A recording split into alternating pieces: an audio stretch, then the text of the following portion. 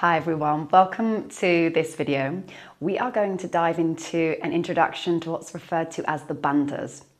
And so bandha is a Sanskrit word that translates into English in a few ways. It can be talked of as a lock or a fetter or to catch hold of. And lock is very helpful because essentially we use the bandhas as locks, almost like when you have a canal. You have a canal boat, and as the canal moves down the river, we shut the locks to stop the canal boat from moving, or we lift it to allow movement.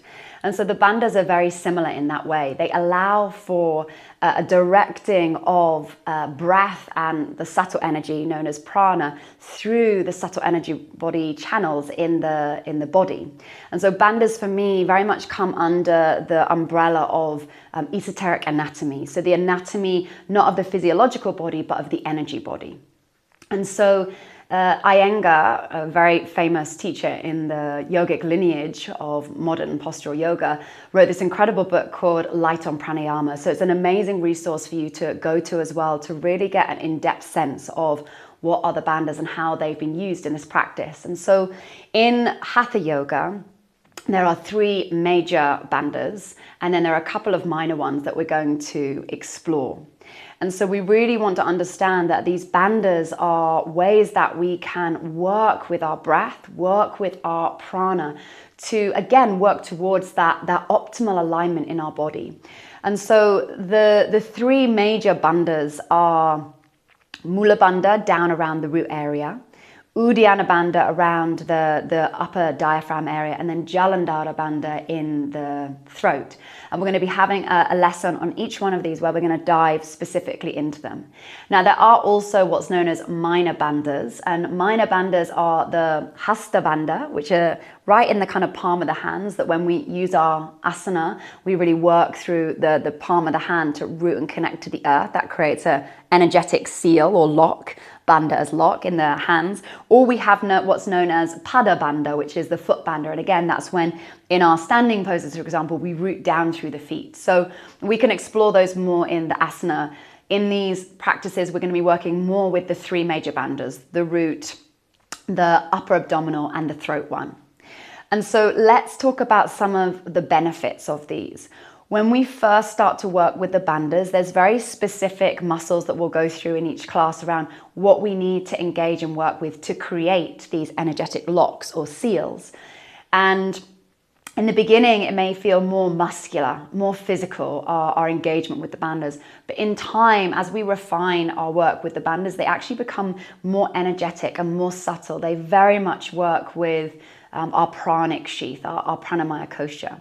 So some of the physical benefits is that when we start to work them, we very much stimulate our internal organs. And when we engage the bandhas, it's like this beautiful internal massage. So it's very good for the health and vitality of this whole digestive region.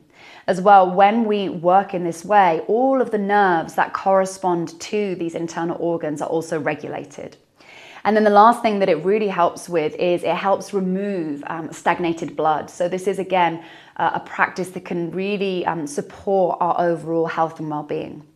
Now, as I said, in the beginning, it's more muscular, and in time, or physical, in time, it starts to become more energetic. So the subtle energetic benefits is that just like we can get a knot, for example, in a muscle, you know, we can get knots in our shoulders or our neck and we feel tension there.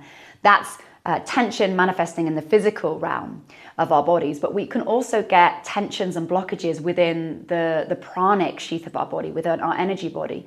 And so working with the bandhas in our yoga practice can really help cleanse and clear out some of those blockages. And because we're working with that subtle energetic sheath, we're also working, when we work with the bandhas, of helping clear the chakras, clear blockages through the chakras. And so what starts to happen is when we use these locks, these seals, to direct energy into a particular area. It's almost like how they work with dams. They hold all of the water, they dam it to create this unified force of energy. And then once they release the dam, there's this torrent of energy that goes through. And that's really how it works, is that as we hold energy in certain parts of the body, whether it's the heart or the belly, we create this build-up, almost like a pressure cooker. And then when we release them, this brand new fresh prana can flow. So these are very potent practices for us to work with. It can be worked with in the asana, the postural practice, but it's also a very important part of working in pranayama. So the bandhas really are vital when we work with pranayama in terms of consciously choosing where we want to allow the prana to flow, and also consciously choosing where we want to redirect the prana to go. So this has been a brief introduction to the bandhas. Now we're going to look one by one into each of the three major bandhas and how we can apply it practically and start to learn to use it in our own bodies. Thank you for your attention and being here.